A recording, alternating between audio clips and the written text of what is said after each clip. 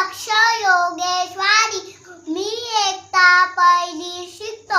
मित्रांनो, मी माझ्या वडिलांबद्दल 2 गोष्टी सांगत आहे, ते तुम्ही शांत चित्ताने ऐकावे. ही माझी विनंती. उगवणारा सूर्य म्हणजे वडील, चंद्राची शीतल छाया म्हणजे वडील, तलवारीची धार म्हणजे वडील, कौतुकाची थाप म्हणजे वडील. होय मित्रांनो, मी त्याच वडिलांबद्दल बोलतोय जे माझ्यावर खूप प्रेम करतात. अभिमान आहे माझ्या वडिलांचा मला. माझे वडील मला अंगाखाने खेळवत जग दाखवतात व मोठे होण्याचे स्वप्न दाखवतात. आई चालायला शिकवते, पण बाबा मात्र घट्ट बोट पकडतात.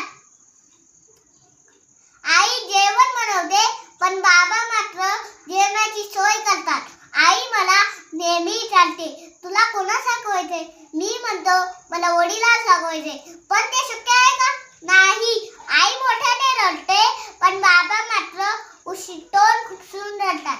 आई मोठ्याने बोलते, बाबा मात्र गप्प बसून आपल्या सुखाचा विचार करतात. बाबा अनवाणी पायने चालतात, पण आपल्याला हवे ते वस्तू घेऊन देतात. म्हणूनच म्हणतो, वडिलांची किंमत काय? ज्याला वडील नसतात त्याला वडिलांची किंमत विचारा. आणि मी म्हणूनच म्हणतो, 100 means 100.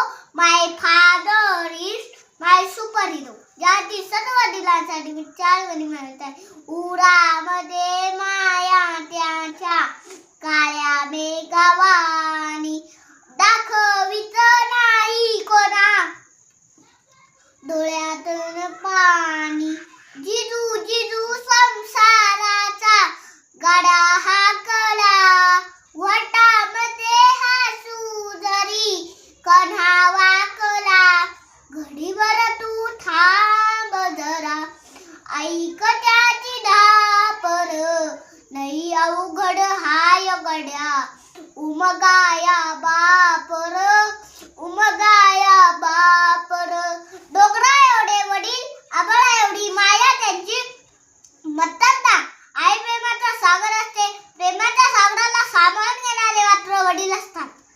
जेव्हा छोटे संकट येते तेव्हा आपल्याला आईच आठवते. जेव्हा मोठे संकट येते तेव्हा आपल्या तोंडातून चटका शब्द येतो, बाप रे किती मोठा हा वाघ, बाप रे किती मोठा हा साप.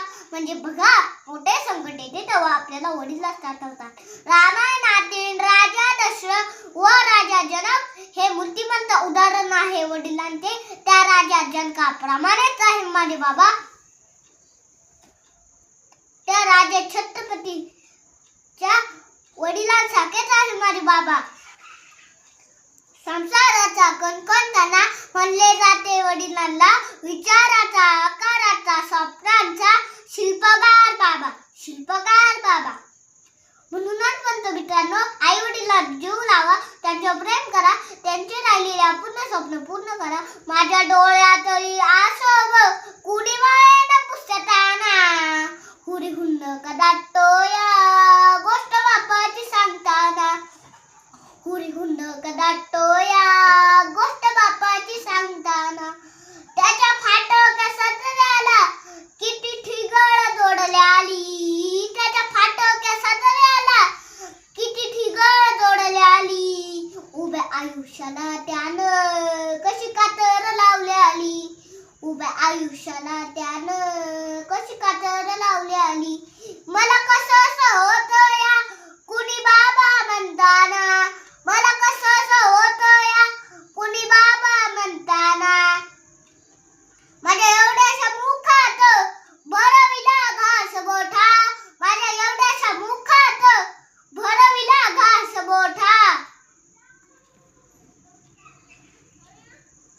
त्याचा जन्म कष्टाचा, पण तरी मी सुखात. त्याचा जन्म कष्टाचा, पण तरी मी सुखात.